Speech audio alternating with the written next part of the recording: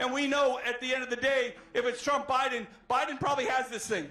And again, that would be another loss, not just in the presidency, but all the other seats that the Republicans represent. For the first time in 20 years, the polls say New Hampshire will vote Republican in the general election, but only if it's Nikki Haley. And that's what we want to see. That's what we want to see. Trump gets crushed, Haley wins. And if she's winning here, she's winning in all those swing states. And she's coming in with the mandate, and that's what America wants.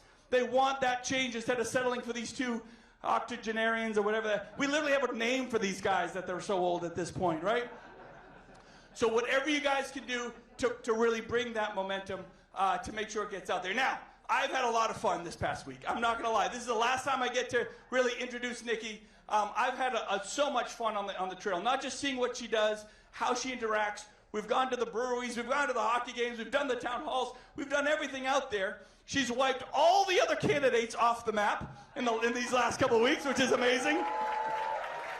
She's made this thing a one-on-one race, which nobody thought was possible. She's building on that momentum coming out of Iowa. She's guaranteed not just a second place, but now we are just a stone's throw away from doing what nobody thought was possible, and that's delivering Donald Trump a loss in the first primary of the country. So let's do it. Let's get behind her. Let's bring her out here. The next president of the United States, Miss Nikki Haley.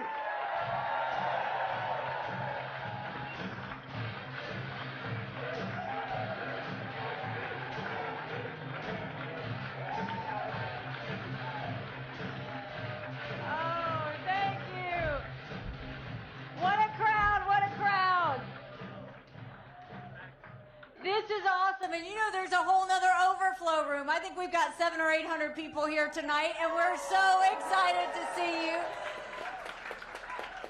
Happy pre-election day. This is what we have been waiting for. I have been campaigning for almost a year now, touching every hand, answering every question, being the last person to leave. But I got to tell you this. There are people that come through that you meet that are fun friends. And then there are people that come through that you meet that are good friends. And then there are people that come through that you meet that are genuine friends. And I gotta tell you, you have something special in Chris Sununu.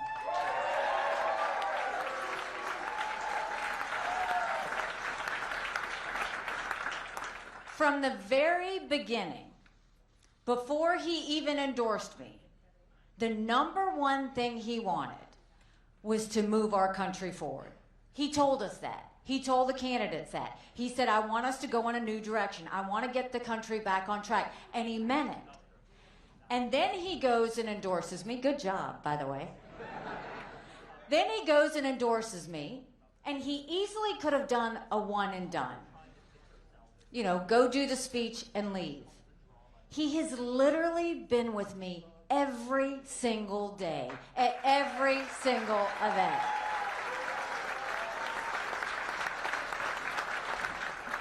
You're gonna get to sleep soon enough. We got a little bit more to go. And not only that, he's the coolest governor in America. I mean, he truly is. So we're excited. We are down to the election day is tomorrow. I'm excited because it's go time. You're excited because you won't have to watch any more commercials. And you won't have to see the mail, and the text messages will stop. But you know what? We've got a lot on the line here. We really do. And you look at what's happening in this election. Yes. Are you going to vote for me?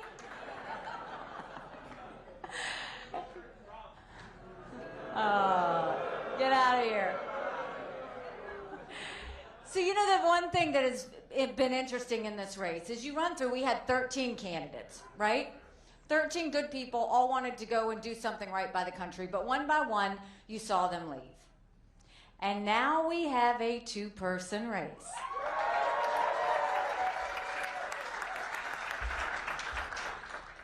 And you've got one who's got the entire political elite all around him. It's all of Congress. It's all these legislative people. He's got the media elite around him. But you know what? I've never wanted them. Never. You go back and you look at what I first did. I was never involved in politics. And one day I was sitting with my mom in our family business, telling her how hard it was to make a dollar and how easy it was for government to fix it. And my mom said, don't complain about it, do something about it. And I ended up, not realizing you're not supposed to, running against the longest serving legislator in a primary in South Carolina. I never had a single endorsement, but I knew that we had way too many lawyers at the State House and they needed a really good accountant.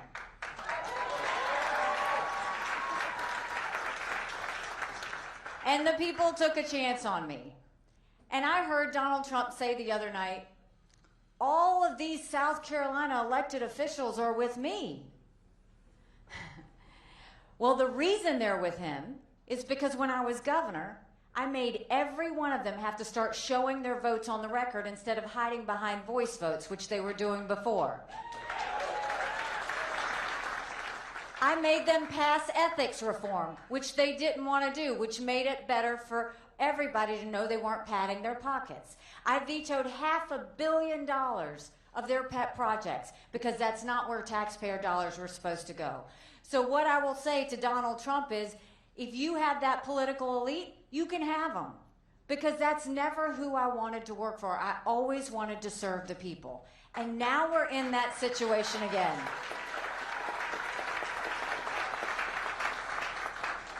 You look at DC and it's not working for us anymore. I don't know when it started working for us. Do you know Congress has one job,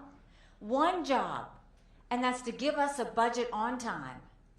And they've only given us a budget on time 4 times in 40 years.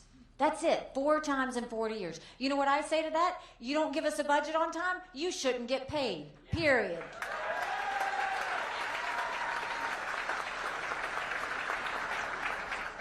You know what we've also said? You're not going to see some congressional people get around me because I think we need to have term limits in Washington, D.C. I think we need to have mental competency tests for anyone over the age of 75. And let me say this, I'm not being disrespectful when I say that. We all know people above the age of 75 that can run circles around us. And then we know Joe Biden. These are people making decisions on our national security. These are people making decisions on the future of our economy. Congress has become the most privileged nursing home in the country. We can't have that anymore.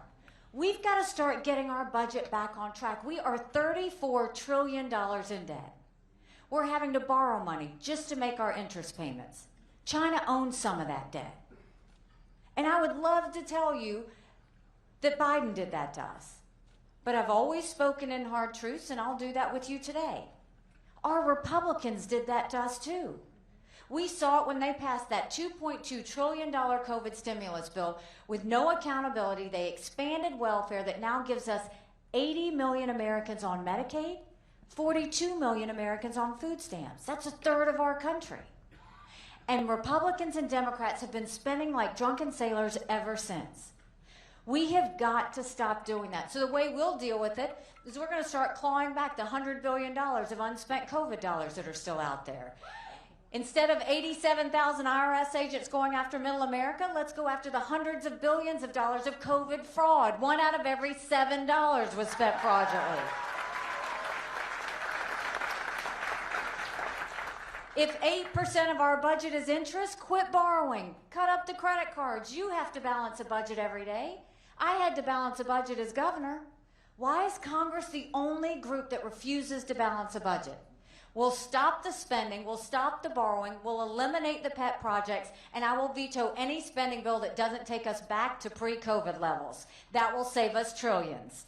The second thing we'll do is we're going to reduce the size of the federal government. We're going to take as many federal programs as we can and send them down to the state level.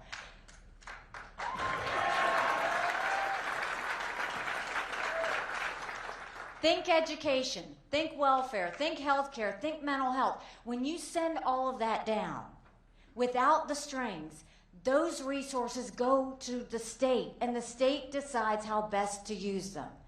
Do you know right now, we still have 70% of federal employees working from home?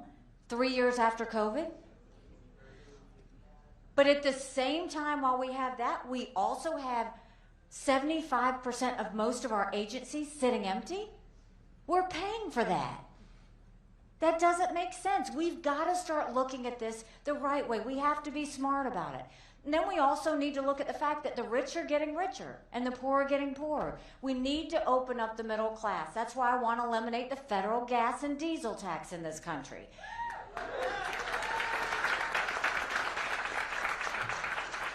Let's cut taxes on the middle class and simplify the brackets. And let's make small business tax cuts permanent.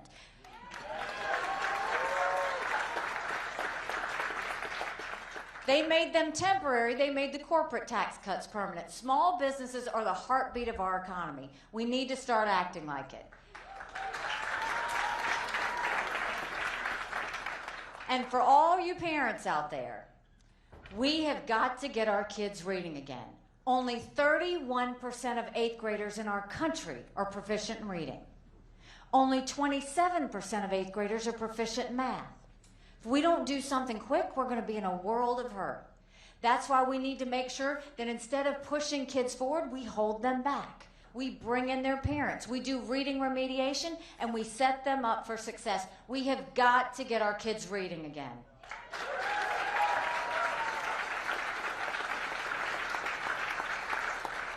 And as parents, we have one job, and that's to do right by our kids. That's why there needs to be complete transparency in the classroom. We will make sure there are curriculums online so that every parent can see what their kids are being taught. And we need to make sure that parents decide which school their child goes to or what mode of education they get. Parents know best. And let's start building things in America again. Let's put vocational classes back in our high schools.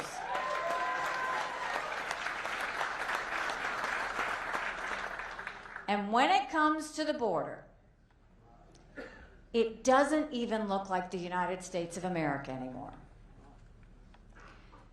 Regardless of what Donald Trump says, that I don't want to secure the border. When I was governor, I passed the toughest illegal immigration law in the country. President Obama sued me over it, and we won. So not only do I want to build a wall, I want to do a whole lot more than that. And that's why we need to make sure we do a national E-Verify program in this country that requires every business to prove that the people they hire are in this country legally.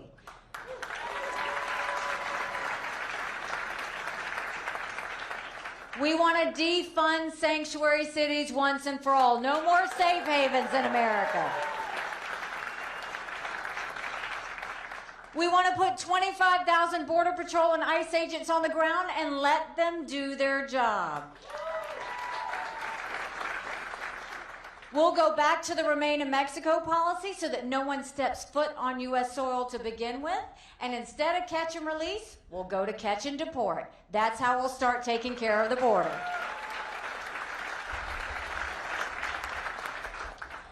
And this is one thing that should bother all of us. My parents always taught me that you take care of those who take care of you. I'm going to ask you if we're taking care of those who take care of us.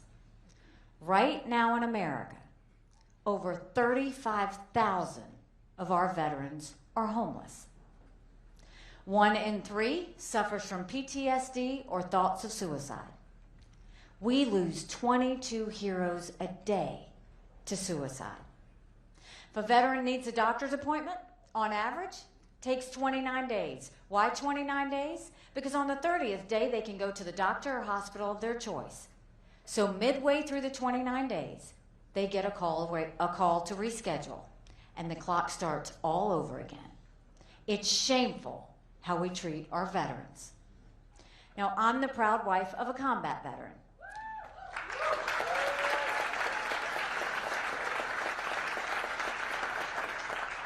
He served in Afghanistan, and when he came home to us, that was a lot of prayers answered. But that was the easy part.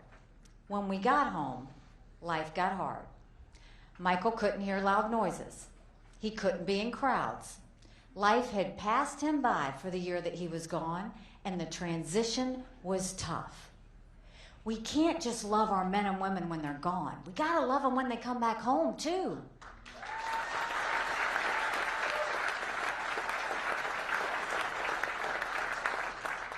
That's why we need to do more than just the 2-week transition and letting them go. We need to take care of them for the long haul. Let's make sure that we have telehealth so they get the mental health care they need right when they need it. Let's make sure they can go to the doctor or hospital of their choice. They have earned that right.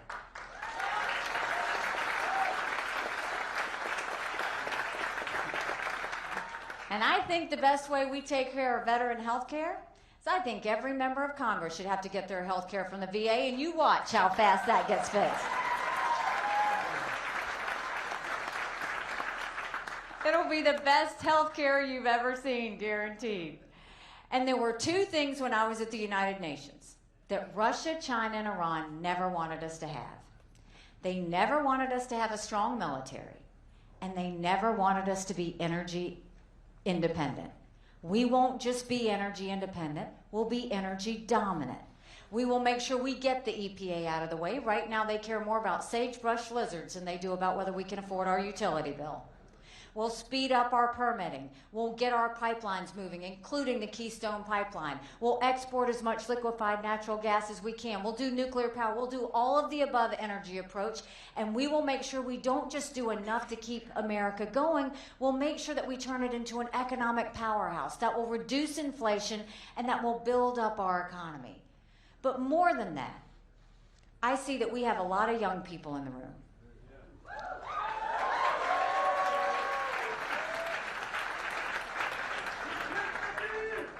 And I know how much you care about the environment.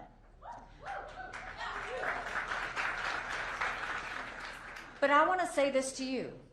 We all care about the environment too. We all want clean air. We all want clean water. We all want a world that we can pass down to our kids and our grandkids. But the way you do that is not with extremes. You do it in a way that you can bring common sense and transition. The first thing we need to do is call out India and China for being the big polluters that they are and hold them accountable.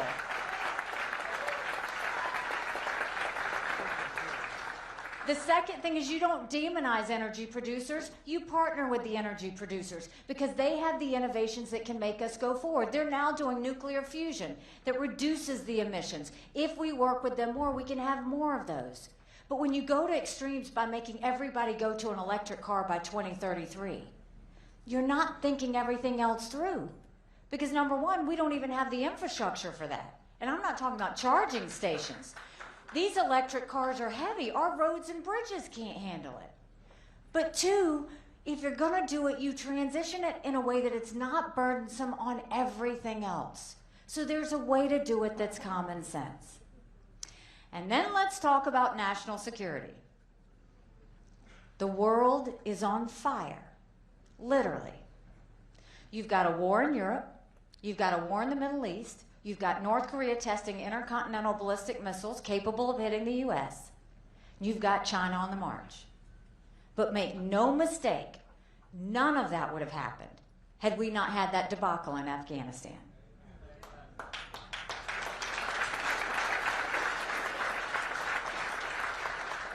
The idea that my husband and his military brothers and sisters who served there had to watch us leave Bagram Air Force Base in the middle of the night without telling our allies who stood shoulder to shoulder with us for decades because we asked them to be there.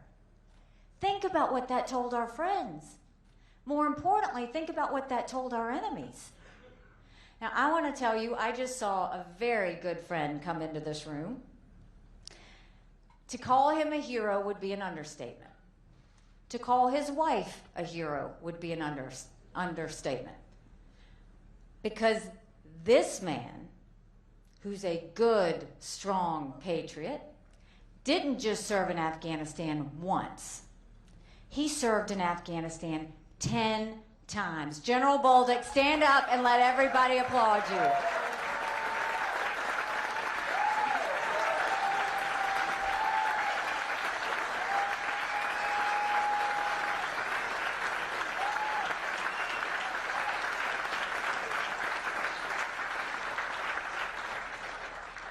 The General and Sharon were the first ones to come out and endorse me.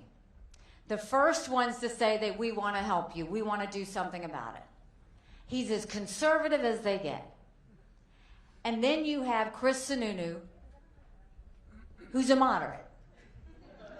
But the point is, we've got everybody. And we've got the real people who love America. That's what we're trying to do. But I am forever grateful to both of you for your friendship, your support, and everything you've done along the way. Thank you.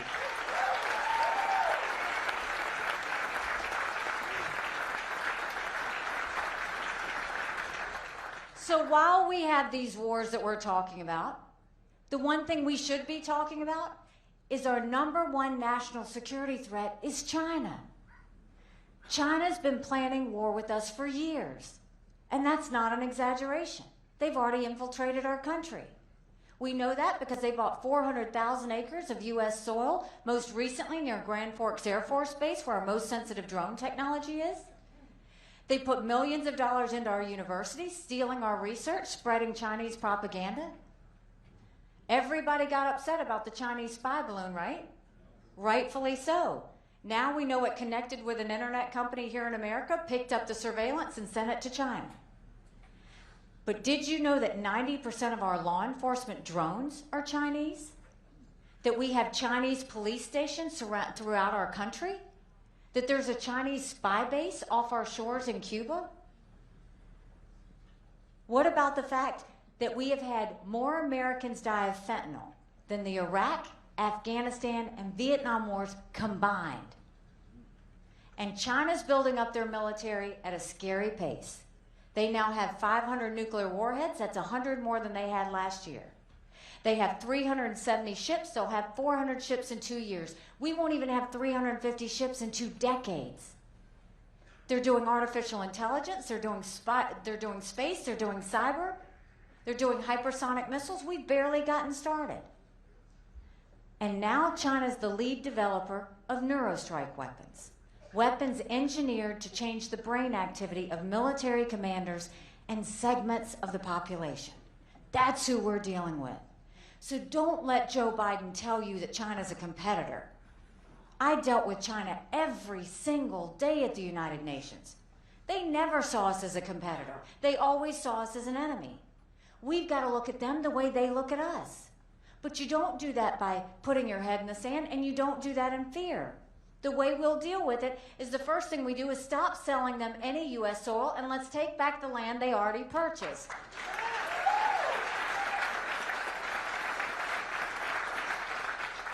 We'll go to our universities and we'll say, you either take foreign money or you take American money, but the days of taking both are over. We get that foreign intrusion out of our schools.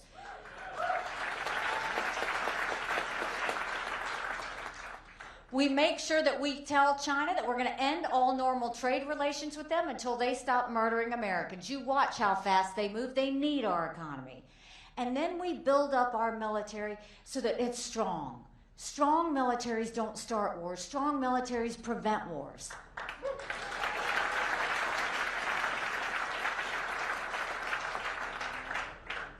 When I tell you my husband is in the military, for any military families, you know the last thing you ever want for your loved one to go to war.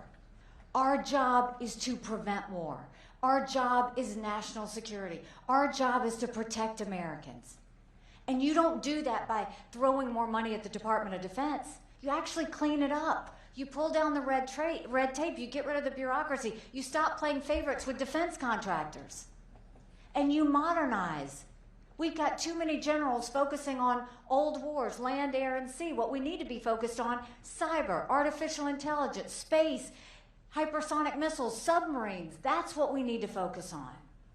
But we know how to do this. I'll do it the same way I did at the UN. When I went to the United Nations, I told countries what America was for and what America was against. I didn't care if they didn't like me, but I wanted them to respect America. And that's how we will get it back on track. So we know what we need to do domestically, and we know what we need to do from a national security lens. But now we've got to talk about some hard truths. For Republicans have lost the last 7 out of 8 popular votes for president. That is nothing to be proud of. We should want to win the majority of Americans.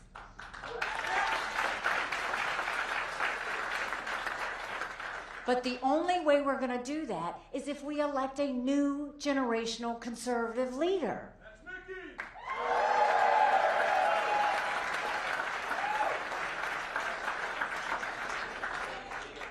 Now here's another hard truth, my truth. I voted for Donald Trump twice. I was proud to serve America in his administration. But rightly or wrongly, chaos follows him. You know I'm right. Chaos follows him. And we can't be a country in disarray and have a world on fire and go through 4 more years of chaos because we won't survive it.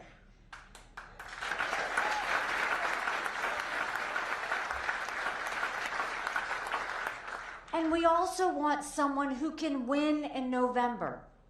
You look at any of these general election polls, any of them.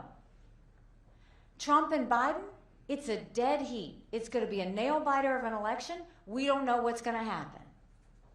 But we're scared of that it'll be 2018, 2020, 2022 all over again. I'm in every one of those same general election polls. And I defeat Biden by up to 17 points.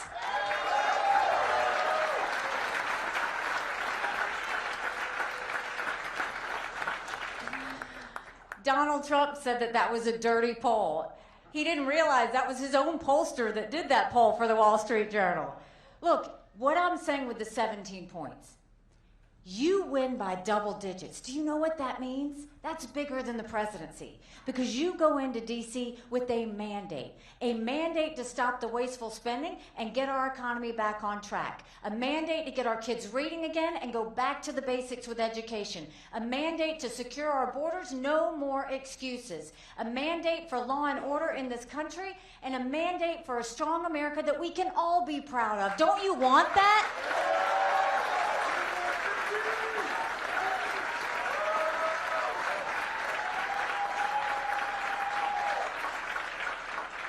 Because we could have that.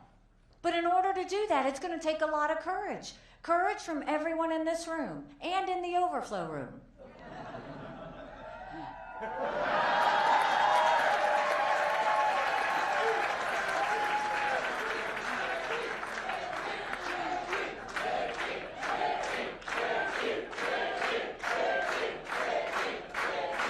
Thank you. Courage for me to run.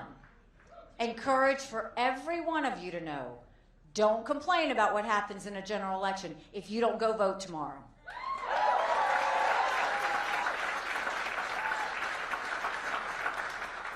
Now, I have seen the commercials that you have seen, and I have seen the mail that you have gotten. And I want to tell you, every single one of those commercials by Donald Trump is a lie. Check the fact checkers. I never once said I was going to cut Social Security. I never once said I was going to raise the retirement age for anybody that was in the system. I never once increased taxes, even though he said I did. Not once did I do that. I never once said I don't want a border wall. I said I want a border wall and then some. And I never once, he can say it all he wants, I am not a warmonger. You are not the wife of a combat veteran and be someone who wants war. We are the opposite. We don't want war.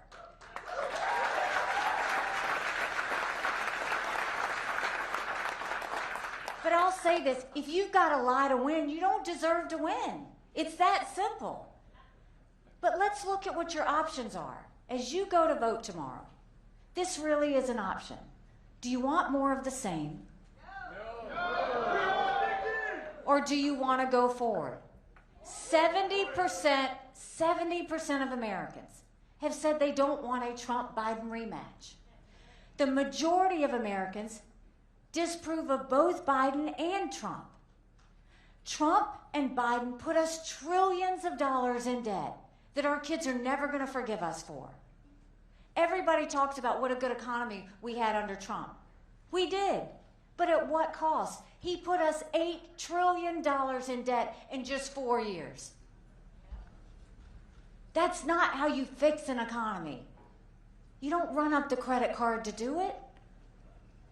And then are we really going to say that we're okay with having our options be two 80-year-olds that run for president?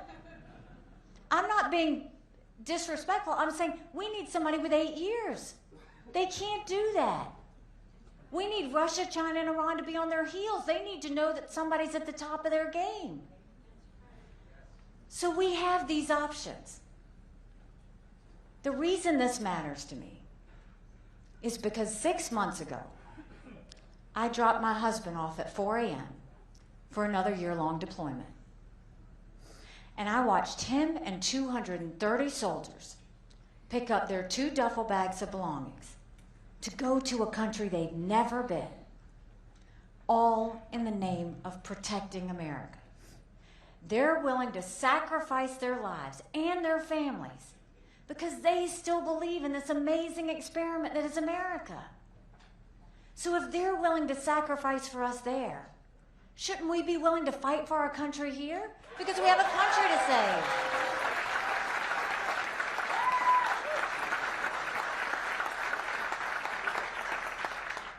We have a country to save, and we have the opportunity to save her. You know, someone asked me why I was running. And I said, you know, my parents came here 50 years ago to an America that was strong and proud and full of opportunities. I want them to know that country again. I'm doing this for my husband, Michael, and his military brothers and sisters. I want them to know their sacrifice matters. I want them to know that we love our country. I'm doing this for my daughter, who's here today, and my son-in-law. And when they got married, I saw how hard it was for them to buy a home. The average home buyer in America now is 49 years old. The American dream's leaving them. And I'm doing this for my son, who's a senior in college, and I am tired of watching him struggle to write papers of things he doesn't believe in just to get an A. That's not us. That's not America.